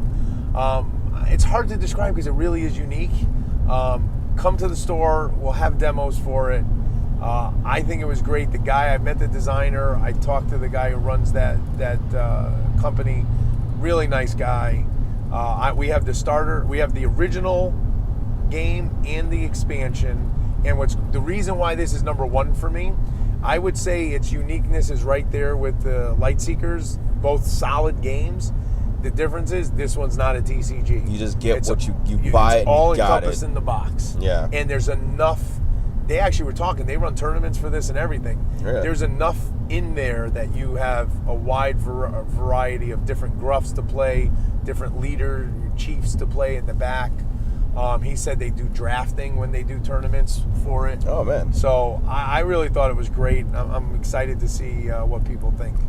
Yeah, and I believe Tom Vass from the Dice Tower, he reviewed that one and gave it a pretty good review of it. I don't think he's going to get heavy into it, like if they make expansions, but he enjoyed it definitely. All right, so we were talking about this actually before the recording, but let's go ahead and go over it again. Larry, go ahead and start off. What do you think is going to be your very first game you play that you got today, this weekend or week, whatever? Well, for anyone who hasn't been to Gen Con, I'm just going to preface this. When people say you can't do the whole con in a day or the whole... You can't. You can't. You can't. So, and I consider myself to be pretty good at running around and seeing everything. Larry, you're crazy at it, actually. So, I heard of this game Summit. I didn't know much about it other than I listened to the Secret Cabal, and someone mentioned it, I think, from... In passing, kind of, or whatever? Yeah, either Blue Peg, Pink Peg, or Man vs. Me. I don't know. During the whole Gen Con preview thing? Yes, and I'm like, that sounds interesting. It's a mountain climbing game where you can play it cooperatively or competitively or solo. I'm like, I'll have to check that out. Never saw it. Never saw it. Today, with an hour and a half, 2 hours left as you and I were running around. Yeah. Hey, look, there's Summit. It like magically appeared through a portal. And we walked around that entire place so many times, and still missed a bunch of stuff. I think that is going to be the first game I play because we talked to the designer. We actually it's not available retail, but they actually let us get copies for the store. They let us buy them at the store's price so the store can then sell them. So the store's going to have copies of it. It looks great. Talking to the guys about it sounds great. Yeah. And it has a solo mode. So when I get home after I sleep for my life, either I will play it solo or I'll see if my son wants to play with me. But that's the first game I want to get to the table when I get back. I actually got a T-shirt. Oh yeah, you get. Yeah, I got Flask 2. Yeah, Flask 2. Yeah. The only thing that I'm not looking forward to in that game is that when they were saying that a 6-player game can get up to 3 hours, that's the only thing that has me. If you play it competitively, not cooperative. Oh, really? Yeah. Oh, okay, gotcha. I missed that part. So that's the only thing I'm not looking forward to because I really want to play for the 5 to 6 player range. But if that's the case, it's like I will, but I'm not going to be rushing for it. But if that's only the case with competitive, then I'll definitely try cooperative. And he said, I asked him this question because I'm always curious with cooperative games. He said if you played on the easiest mode on cooperative, you should win it about 70% of the time if you know what you're doing. He said if you play it on the hardest mode, he said you're going to win it less than 10% of the time. And he said if you play with the Yeti expansion, he has yet to win it on the hard mode. And he's come close. So, and that's important in a cooperative Definitely game. Is. You want that. You want to push yourself to try to do better and have a challenge, and not just say, "Oh, it's cooperative and we're always going to win." There's no point in at that point. You might as well just like go outside and have an ice cream and just enjoy yourself at that point. I just had a good time when I get ice cream instead of like getting beat up all night. But I think the first game for me that I'm going to play is definitely Magic Maze. I think I'm addicted to that game now. Like, I think that's going to be a game in which I'll almost, I'll go as far as putting it, I think that's a top 10 game easily for me. Like, maybe even top 5. I like that game that much where... Is it the game or is it the constant... It really is... It's such a funny, passive-aggressive game that's just so good. But, no, I love that game. I loved every single time we put that game on the table. And it was like... I almost didn't want to try other games, but I was like, we gotta try other games because we're at Gen Con, that's what you do. But Magic Maze is definitely going to be the first one. I feel like I could pull out that game with anyone, anywhere. I run bar events too, so that's going to be a hit at bars. But that's definitely going to be the first game I play, is definitely Magic Maze, just because I want to get into the tail myself again. But it's a quick game, quick to teach. It's so goofy. But what's the game that you really want to get to the table? Like not that it's just going to be the first one, but what's going to be the one that you're going to be itching for, I guess that's the way to put it. Well, there's a few of them I haven't gotten to play. Whistle Stop and Wasteland Express. So I'm itching to play those. I'm itching to play Tesla vs. Edison. Yeah. But if I had to pick a gem of the convention for me, a surprise gem, I think it's Photosynthesis. I think forgot about that one. Yeah. I think that's a game I could see myself playing 10 to 15 times before the end of the year, with a variety of different leveled players and gaming groups. So, which when I found out about King Domino, I got that to the table 35 times because it's so quick and easy. My kids liked it. Photosynthesis. It's not as quick though. It's not as quick, but it gives me that same. Hey, I could play this with my 9-year-old. I could play this with my wife. I could play this with almost any game group I'm involved in. I can get this to the table, teach it in 5 minutes. Yeah. Have a rich experience and probably be done with the game in no more than 45 minutes. And the crazy thing about that game though, it's so ingenious. Like everything just makes sense. Hey, the sun's moving this direction. What's going to get sun points? Oh, what's behind other things is not going to get sun points, because in real life, that's what happens. They get other things shadows. But so it's not the game I'm dying to play right when I get home or whatever, but I'm going to make the bet that of all the games I bought, it's probably the game I will play the most from now until the end of the year. Gotcha. I think my game that I'm going to be itching to get to the table most is definitely TI4. 100% TI4. I was not expecting that to go on sale at the con. I went there actually at the end of day 2 because I got a ticket day 1, so I knew I had a copy. And one of my friends got it for me day 2 because he sat in line to wait for his copy. But that's going to be the game I'm itching to get to the table first. Not first, but the most at this point, because I was already trying to plan a TI3 day this month, and it fell through because, to be honest, I just didn't feel like doing anything on that day. But then now that TI4 all of a sudden got released, it's like, oh, now I have to do this. Now we got to do a TI night now, or day or whatever. But my only complaint is it doesn't have the 7 to 8 players. But besides that, seems like they've done a lot of good things with the game. I've only played the game twice, but the trade mechanic looks like it was a great job that they did to change it up. And adding all the species in it. You don't have to punch out all the minis. God, that took me like 2 hours to punch out the first time I opened up that box on TI3. And there's an insert from Fantasy Flight. There's actually an insert. Yeah, didn't come with any bags. No, but it was an insert. They're getting better. Yeah, they're getting better. No bags, but they at least had an insert, and you didn't have to punch out all the minis. Good job, Fantasy Flight. We congratulate you on that one. Gary, speaking of Fantasy Flight, I think the listeners, especially the ones at the store, would like to hear 2 things that we got to see that they might not know a lot about. One, the new announcements, we got to see firsthand 2 minis games. One being Star Wars based, one being Game of Thrones based. Yeah. The Game of Thrones had a Kickstarter, but it was a light Kickstarter because they want to push retail. They want to kind of a la X-Wing do something every month and make sure. And a lot of people were worried about these minis. Not only were they gorgeous, they showed us stuff that the Kickstarter people didn't see. They actually had war machines, which we didn't, Wait, we what? never saw. Really? Like ballista, catapults, trebuchets. Like we got to see some cool minis. I hate to say that, it was for CMON. But, and I got to see it demoed. Looks great. To me, if you're a Warhammer Fantasy player and you like a Game of Thrones, this is going to be a great retail purchase. On the flip side, Games Workshop is in trouble. They're in trouble. I mean, they have a strong following, but these 2 games, Star Wars, everyone Legion, loves Star Wars. Star Wars Legion, man, that looked good. And to me, that falls. Whereas Game of Thrones is more that fantasy rank and file style battle game, minis game. Star Wars is that 40K.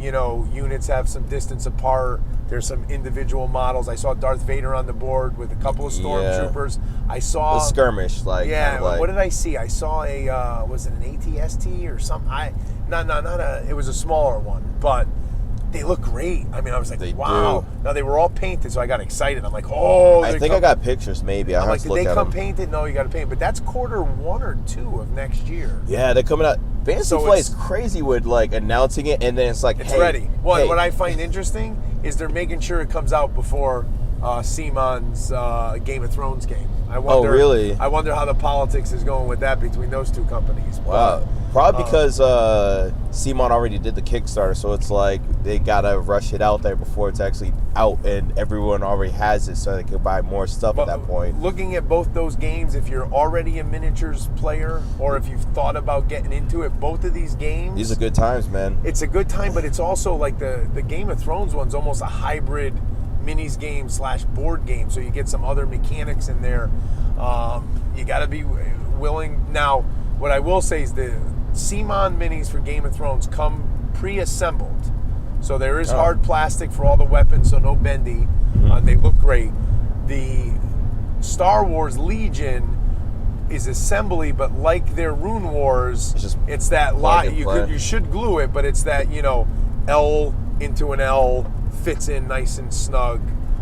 So easy assembly is the way they described it to me. But Okay. look for those. I believe Star Wars Q1 of the new year, and then Game of Thrones probably gets I quarter think it's two, maybe April. quarter one. I think it's quarter April two. or May for Game of Thrones. So look for that at the store. Yeah, those look like really interesting games. The ones that I saw, like the interesting announcements that I heard of, was Fireball Island from Restoration Games is coming out.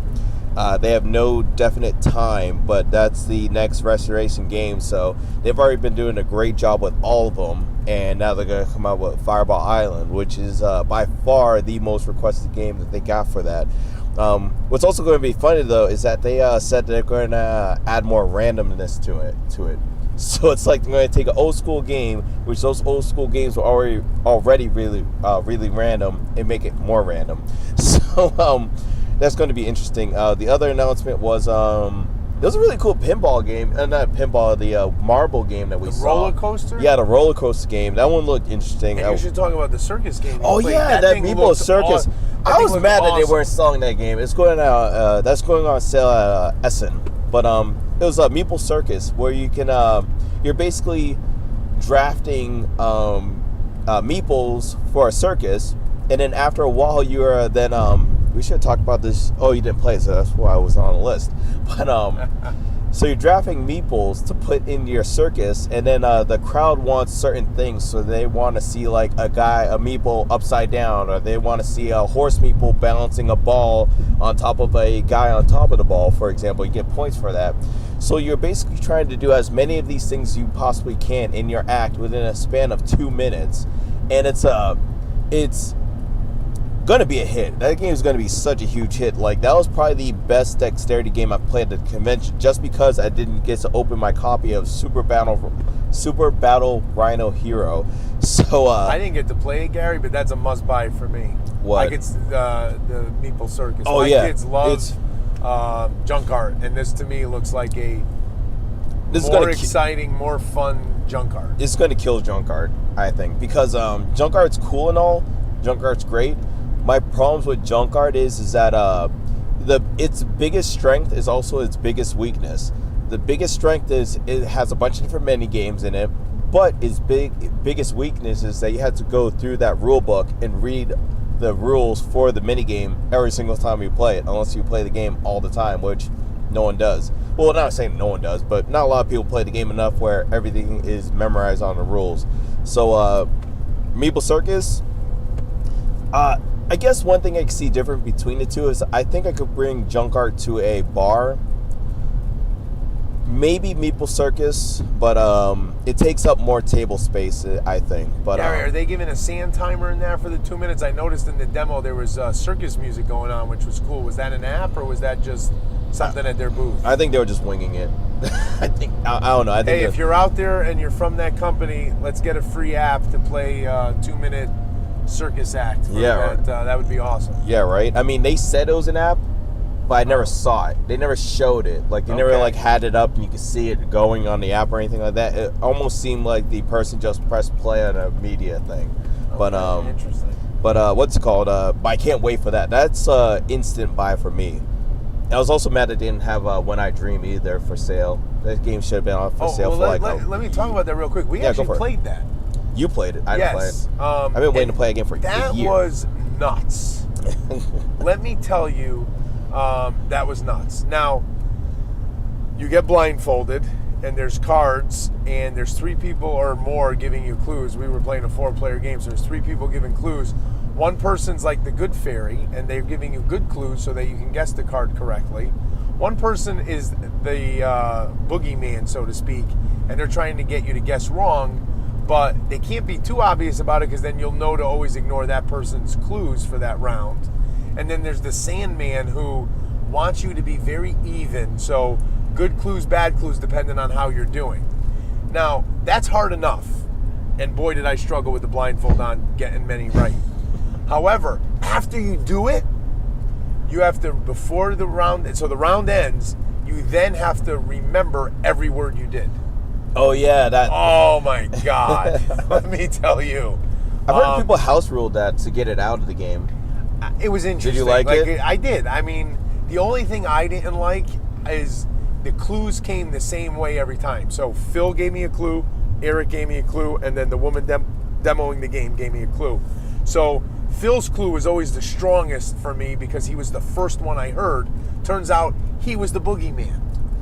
So what I would say to the designers of that game is have it be rotating. So first word that comes up for me, player 1, 2, 3 gives a clue. Second word 2, 3, 1. Third word 3, 1, 2. Makes sense. Back to one. Just so everyone has an even amount of time. Right, just to keep it fresh. Because if you get stuck with the first person giving you the clue is the boogeyman, Whereas when Phil went to do it, the first person giving him the first round we didn't know there was a boogeyman, Sandman. We all gave him good clues. Okay. So it was a little better. Then she explained, so this is how the game really works. And then it was a little different when you're getting someone trying to give you tough clues. But gotcha. That's going to be, I said this, and I may be wrong. We had a discussion about it. There's some discussion. I might not play Mysterium again when this comes out. If the art's great, if it plays like I think it's going to play, when I have an option to play that style game, I think I'd play this over Mysterium. That's just me. I feel like that's also like it's a more appealing game because like Mysterium, you come out, you bring out that big, nice wooden, little whatever cover thing or whatever, and that looks cool. But this game, you put a blind on someone, that's just like brings to a different level. But yeah, and being blindfolded at a convention is also very unsettling with all the noise and everything going on. Yeah, I can imagine. But all right, so let's do like one or two more questions before we end this podcast. Before this is too long for Brant and Brian over there. Favorite food? Well, as always, soba noodles from the Island Noodle. Oh, nothing beat it. Nothing beat it. Still. You only had that once this time, right? Twice. I had it once coming back when I was alone. You know, there was that one booth where we all got that there was an organic place. That was really healthy. Good. It was good, but for the value, for the price, for the ease of eating in that little container. Touche. That's true. The chicken, the teriyaki chicken over the soba noodles and vegetables wins for me still as my favorite con food to eat on the run or eat in between games. Hats off to those guys. They sweat and work their butts off. Those giant woks, the flames, those guys are pouring sweat. Yeah, God bless them. That does not look like an easy job. And it's good prices, like you said, and everything. Good amount of food for a good price. What was your favorite food? Okay, I went to an actual restaurant. Oh, you cheater! You cheater! But that restaurant was I can't remember the name. It was like Buca de Polo or something like that. It's an Italian restaurant. Huge servings of food. Like literally, we got a thing of like a chicken carbonara, and it was like a small served 3 people. So it's like it was huge servings, but the food was good, but they screwed up on the service a little bit because we had 2 tables. One table somehow got food and dessert before the other table even got their food. So it was a bit ridiculous at that point. But besides that, food was good. Huge portions. If you're going with a large group of people, I would definitely recommend the place. And what you should do there is not order your own plate because you're going to have a ton of leftovers. What you want to do is you want to say, hey, does anyone else want this? And then you both share that plate. And then not only do you share the plate, you then share the entire plate with everyone. Everyone gets a little sample of everything. That's the best way to go about doing that. But great restaurant. Food trucks, though. I don't know. I might have to go with that really organic place because that place shocked me. Like, the price is a bit pricey. Like, I think I ended up paying like $16, but to get the plate of food, a cookie, and a drink, I think it was like $15-16 or something like that. But it was really good. It actually surprised me because I was expecting it to be not filling. I was expecting it to be kind of like because it was like trying to be super organic, super like no vegan. Was it? No, it wasn't vegan because there was chicken in there. Gluten-free, a lot of gluten-free stuff. Yeah, it was gluten-free. That's what it was. Yeah. I was expecting it to be like okay, but I was eating it and I was like, oh man, like I I wouldn't be upset if I ate there every day. But it's just for me, it was too bulky. I couldn't eat it and move. I had to go sit down to eat it, you know? yeah, that is true. Which is why whenever I went to the there was like a couple of Jamaican restaurant food truck place, I always ordered the beef patties there just to make it simple. Yeah, exactly. Even though I kind of want one of them, I saw Jamaican pulled pork, and I was like, but I got the beef patty just for the ease of it. But yeah, I'll go with that organic place, wherever the name of you is or whatever. Make the battle bowls, or dragon bowls, whatever, balance bowls, good stuff. Coming from someone that loves eating meat and everything, really good food there. Trying to think of another question. What was I got one for you, Gary. What? And I've been there for a few years. So for you, 2 questions. One, what was the biggest surprise or myth buster about Gen Con that maybe you heard before going? And then 2, what was your favorite non-board gaming part of Gen Con? Okay, good question. Yeah, by the way, this is my first Gen Con ever, so that's why it brings up that question in terms of myth. But yeah, biggest myth, people complain about there's no place to play games. I'm glad you said that. You could definitely find a place to play games. The only thing is that you have to just go to the places where they have tournaments, but they're not even holding tournaments half the time. So it's like you just go there, sit down. Worst case scenario, you just move your table. You just move to the next table. Someone says, hey, move, because we're doing the tournament, just move. And that happened once over the entire 4 days we were there, and we went there for hours at a time playing games. And that's once over 3 years for me. And that was once over 3 years? Yeah, there you go. It's crazy. And that wasn't even a tournament. That was Splendor that they were doing some, game night thing with Splendor. Yeah. So. And we're 2 feet away from the exhibitor hall, so it was like right there. You don't have to go to the library or the other hotels for a gaming space. But so that was your myth buster? Yeah, 100%, without a shadow of a doubt. Also, the second one is waiting in super long lines for food. Just keep walking. There's going to be a food truck that has no one at it. Well, that's how we got the organic place. That's how we got the organic place. That's how we got one of the beef patty spots. The other places we had to wait in line, but it was like 4 or 5 people in front of us at the most, and we weren't even trying to go at inopportune times. It was just like, hey, let's go eat at 1. And it was like, hey, no line at the spot, let's go. I think it's just that people see the lines and think it's good because of the line, or they just go to the same place all the time. But we tried different things like almost every meal. But what was the second question again?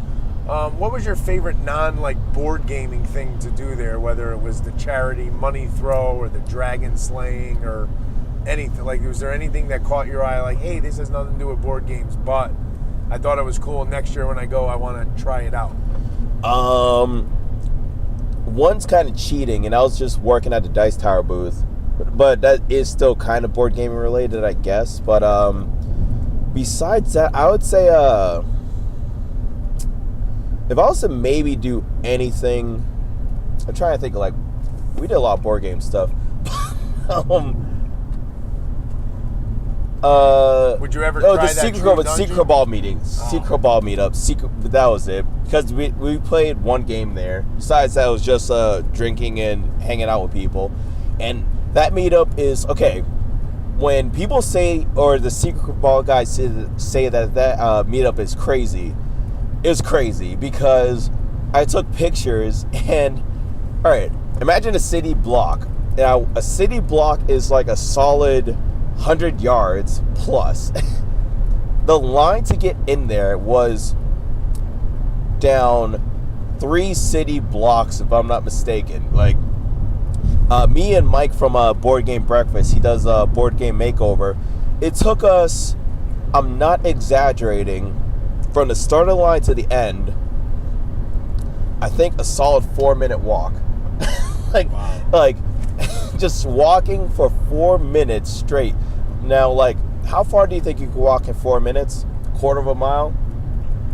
At least. I actually do some mile walks at lunch sometimes, and one lap I could do in about 4 minutes, which is a quarter mile. Yeah, about a quarter mile line to get into the bar for the Secret Ball. Funny thing is, when we got to the front of the line, they were just like, hey, you know you don't have to wait in a line, right?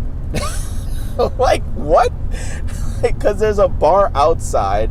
There's 2 bars inside at separate entrances. The only reason there was a line was for the swag bags. But by the time it got to us, we were number like 580 or 600 or something like that. So there was no more swag bags at that point. But we still got a ticket for the raffle. And the raffle was funny because they had no PA system. So they did it outside. So what ended up happening was Jamie would say a number, and then the crowd would just start chanting the number. So it was like... No, I missed this one, but I have a question for you. Did they have the homemade wooden game come in a bag that they got all excited about? Wait, what? Last year when I was there, I guess every year at the meetup, someone builds a game for Jamie to raffle as part of the raffle. He'll put it in there. There was a game. It's a sack. It's like something in a sack, and people would want people to pick that pile to see what's in the sack. It's like a secret, and it's this guy does a homemade wooden, dexterity type game. Oh, I don't know. And they'll always say, "What's in the sack? Open the sack." So I didn't know if they did that this year. Or I don't noticed know. it. If they did it, I might have missed it, but I don't think they did. That was a big deal last year when we were there. So there was like a game they were playing there in the middle of town I never saw before. It was like a stacking game with wooden pieces. So that was probably, was that after the raffle? They didn't make like an announcement or anything like that. It was just people just playing it in the bar. It's kind of casual. It wasn't like a big, huge thing, but a lot of people were playing it. The big thing that people were playing there was Strike. Because they're doing... Wait, I need to ask. Was it Tupperware and Dice, or was it an Arena and Gladiators? Who won? Glad you asked that question. There was 2 tables. There was a Gladiator Arena, and then Marty brought his Tupperware version that had his face on all the dice. So it was great. Oh, I wish I saw that. Oh man, it was funny because I showed up to the Gladiator table, my first game, and I won. I was just like, yeah, it just shows you Team Tupperware, man. I just walked away and I went to the Tupperware table, played there for the rest of the night. So I was like, screw these guys. Going over there, showed them who's boss and left. But that was fun. We also played Crossfire there. That was really fun. I'll definitely buy that game when it comes out. Crossfire is like social deduction broken down to the most simplest components. I would compare it to One Night Ultimate Werewolf in terms of the style of game and how it works, but it's even simpler than One Night. And while One Night I wouldn't recommend for newbies, that game I would actually, because it was One Night is very simple, but it's a very meta-driven game. Not Crossfire, not as much, but I'll definitely buy that game, especially considering it's only going to be like $15 too. But yeah. Secret Ball, definitely the best non-board game thing to do by far. Gary, is this going to be posted at all, the video portion? Yeah, so... I just want to make sure no police officer watching wondering how we're driving doing this. It's worked quite well, actually. Yeah, right? So the video portion is going to be posted on my YouTube channel, Late to the Table. Actually, we're going to be wrapping it up at this point, do the whole outro. Gary, whatever. I want to say something, though. I'm impressed with your ability with technology. I mean, you got some black tape. This camera has not moved the whole car ride.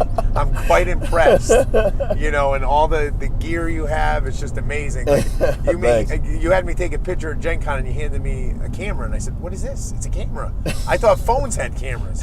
I didn't know there was cameras anymore because, I haven't seen one since I was a kid because I've been using a cell phone for years to take pictures. But gotta go pro, man. Gotta get the camera for GoPro, man. You do a great job at all that stuff, so that's really cool. Yeah, thanks a lot. Thanks a lot for that. Glad to hear people appreciating me, like, going out of the way to doing all this stuff with her. I try my best. I guess the best way to put it. But yeah, let's do the outro of this video or podcast, whatever. Sorry, Brian, Britt, for getting this podcast for a half second there. But anyways, be sure, guys, to check out the podcast game store located in Manchester, Connecticut. And also be sure to join the meetup group for Game On, Chits and Giggles, which we run a bunch of events for the store there. Events that are coming up. None of the horizon except for the Silk gaming board, Silk board gaming meetup that they have on Saturdays at the library. I don't know the exact date. I am sorry, Brian and Brant, but they also play games on Thursday. That's the big meetup night, and on Sundays as well. If you guys have any questions, be sure to hit up the guys on Portal Gaming 60 on the Twitter. Also, be sure to hit him up and reach out to the brand. He's usually the one dealing with the Twitter account. Also, be sure to check them on Dice Tower Network. They are a proud member. And be sure to check out all the other great channels on the Dice Tower Network. And also, before I wrap up, like I said before, be sure to check me out on Late to the Table on YouTube. I do a bunch of tips, tricks, and occasional review up there on the YouTube website. And yeah, that's it. I'm getting tongue-tied at this point. I've been talking way too much this past week. Voice dying out on me. And yeah, catch you guys next time. Be sure you have a great week, and hope you enjoyed this episode. And catch you guys around, man. Have a good one. Thanks for listening. And yeah, thanks for listening. Take care. Peace.